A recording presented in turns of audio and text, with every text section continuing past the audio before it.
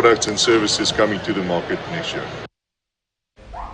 All right, now we get to our conversation where we are talking about owning land in Kenya. And joining us is Ruben Kimani, who is the CEO, Username Investments Limited. Thank you so much for joining us on business today. Thank you, Kevin. All right, now let's get right into the conversation and look at land ownership in Kenya.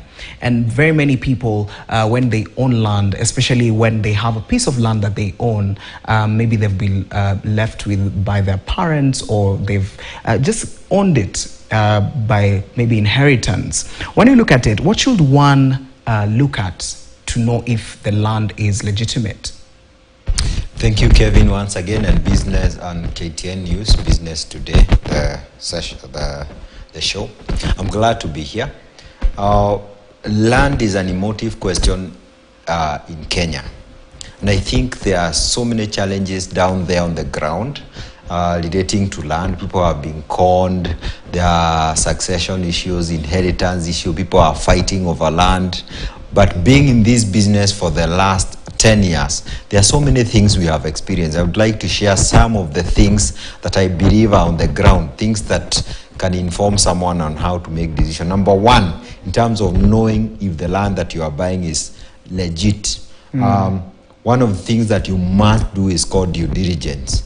To the person on the ground, what we mean is that you must find out if the land you're buying is legit. You must, we usually ask people to do land searches in the registry. You have to visit the land in person. You come to a company like ours, Username Investment, you'll find that we ask people to come and do site visit for free to see the land that you are buying. So you have to make a physical visit to the land. You also have to check the maps, because people have bought land. You buy land here, then after you come to see it, you are told it is on tarmac, then you go like 5 kilometers away. You have to check the maps. Basically, you have to do due diligence. And I want to say at this point that most Kenyans are not, they don't have the capacity. If I told you to go to Aldi House today or to the registry, you'll give up because of the sheer challenges that are in that ground. But what we are telling Kenyans, if you're not able to do due diligence yourself, there's a way you can do due diligence using other people. Number one, look for a legitimate company. Companies with a track record. There are companies that have been delivering titles for a long, long time.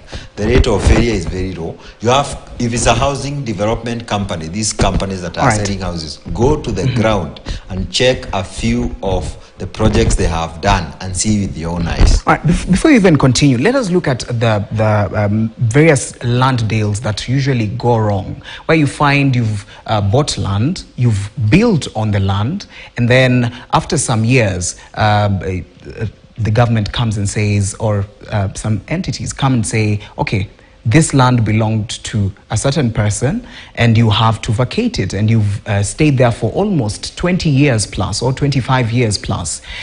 When such a situation happens, is it the same process that someone needs to go through, or what usually happens when it comes to this? And also, in addition to that, when you're looking at land, are we looking at agriculture, if it's land for planting, or if it's land for construction? What are the differences that come between this? So first of all, let us look at the people who are conned. You buy land, you stay on the land for almost 20 years plus, you've built on it, and then now you're told this is not your land. What usually goes into this, and what happens? And then now we'll look at also the differences when it comes to construction and also land for farming. One of the most surprising things I would like to tell you, once you buy land, what we have been used as Kenyans is to go and do a normal search at the registry. Let me tell you, that search means nothing at the moment. Ideally, it should show you the ownership of the land and the history to give you that boost or that sample of authority that the land is legit. But that is no longer the case. What we usually do, just to answer your question, you can buy land today with the right paperwork. You have done the search, you have involved lawyers, but 10 years down the line, another person comes with another title deed that is equally legit.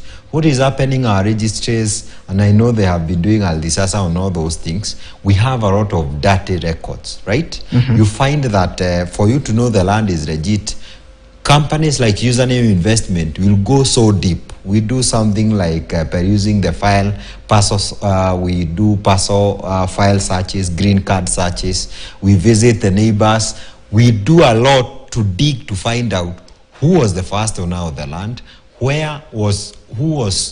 received that land, who bought that land, the second transaction, third transaction. What is happening in the case that you're asking is that somebody bought land, maybe they did only a search, and maybe some fraud has happened, 3 transactions before you bought the land.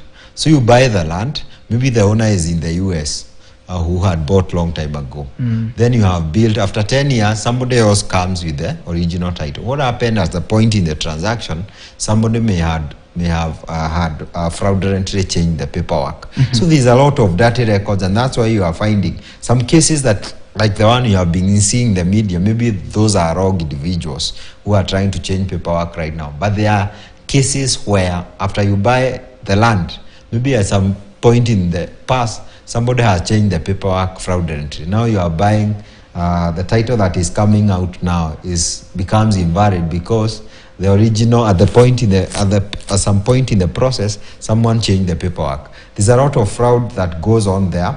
There's also a lot of dirty records. That's why you find that if we are able to, I cannot come here just talk about the problems that you are facing. If we are really able to automate everything, especially where lands records are concerned, I think we'll be able to stamp out most of these problems. Because I understand with computers, I have done computers myself as a degree, it is not possible for you to have, especially if it's well managed, for you to have duplicate records. That's what we have been having, and this problem has been very big. So for companies like us, that's why I'm insisting. My friend, do your due diligence. If you are not able to do it, go to companies, because you have invested in a lot of capacity. Lawyers, I go to meet neighbors myself, where I go check the maps myself. We have surveyors. You may not have that as an individual. If you don't have a company and you're buying maybe land next to where you stay and you're not buying from a company, you have to invest in a good and a conveyancing lawyer who understands the thing. Not all lawyers understand the technicalities, the ground things of where your money can be stolen. All right. And now let's also look at when you're buying land, or when you want to just invest in land. What is the difference when you're looking at a land for construction and also land for agricultural use? In terms of if every time you are buying land, let me start from there. Yes. Every time you are buying land, you must be coming from you must have an objective. You must have a reason why you are buying land. People buy land majorly to build their own homes. We have seen this in our company for many years. Yes. Number 2, they buy it for investment. Number 3, they might buy it for farming. So there are several factors you need to consider, especially when you are buying land. If you are buying land for investment and for immediate settlement, building a home for your family, number 1, location is very important. One of the things that we have successfully been able to do as an organization, and I know some other real estate companies have done so, is that we buy land and create gated communities in places where we believe people can stay, people who are working in the cities. That's why we look like we work with a certain radius in terms of kilometers. Most of our projects, you'll find they are touching tarmac for a good reason, because location is very important. So number 1 is location. Number 2, you also have to factor the amenities. You need to buy a house, or you are buying land. You need to buy in a place that you can access amenities like hospitals. That's why our projects are next to tarmacs.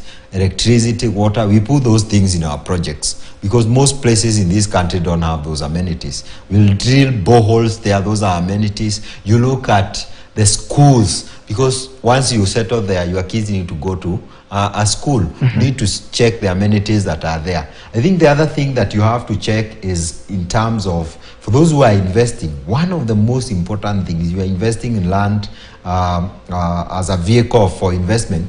One of the most important thing is the valuation at the point of purchase. What I mean, if you are buying shares today, the best way to make money is to buy when the shares are being priced the low price, especially this is a very good time to buy real estate and shares because the prices are very low, right?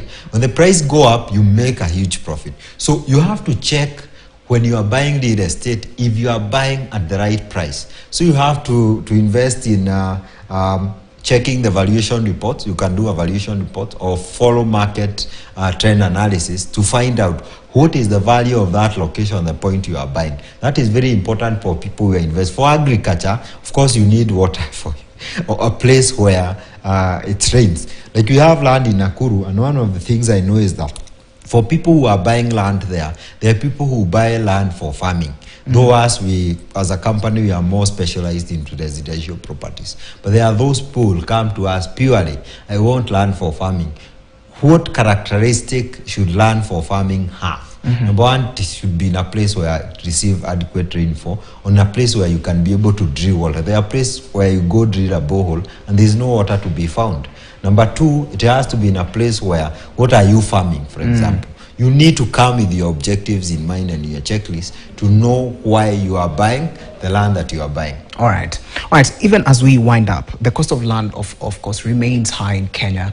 And what can be done to lower the price or even ease access to funds to enable people be able to own land in Kenya, even as we wind up? Okay, the cost of land has been very high in our country. Yes. Because, of course, as Kenyans, we have high appetite to land. It is an emotive issue.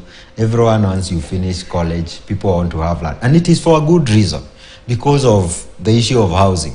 We have a huge shortage of housing, and everyone, when they finish college or you get a small business, the next thing is to settle your family. Where are you going to do that? You're not going back to the village. And most people, because of urbanization, they are coming to our towns. So one of the things that I believe that can be done, and this has been shared before, is development of satellite towns. What I mean is that if you look at a country like Mexico, what they did in their major city, they did a plan for 80-kilometer radius from the city center. If you do the same, say you do the same for Nairobi, you will identify all the satellite towns that are surrounding the city. What do you do in those satellite towns? You develop the key infrastructure, because when username comes to the ground, we have to drill boreholes, you have to make railroads, we have to fence the project, we have to bring electricity, which is extremely expensive. So if you do those things, you'll find that land becomes cheaper, because as a business person, we factor those costs. So basically, our projects would be cheaper if you are not doing those boreholes, doing those electricity and stuff like that. So the government can actually focus, and I think they have been doing it. That's why you have all these bypasses going all over. Develop those satellite towns, put amenities in them, the land prices will go lower. Number two is the tax component. One of the things that we are not happy about is the capital gain tax, which was increased from 5% to 15%. Yes. If you increase those taxes, the person who bears the biggest burden is the end user, the customer, the person who need to own that affordable home, because those costs has to keep being pushed. The other thing is public-private partnerships. When you have those, because government has a lot of land, and I think they are trying to give it away, you'll find very prime land around the city, which you cannot buy because, of course, it belongs to government and it can be developed. The other thing is the other thing is we are even done with our yes, time. Thank you yes. so much for that. That is Ruben Kimani. He's the CEO, Username Investment Limited, giving us his insights on ownership of land and what you need to do, some of the regulations that you need to go through. All right, we've come to the end of business today. Mbiu KTN is coming up next. Don't go too far.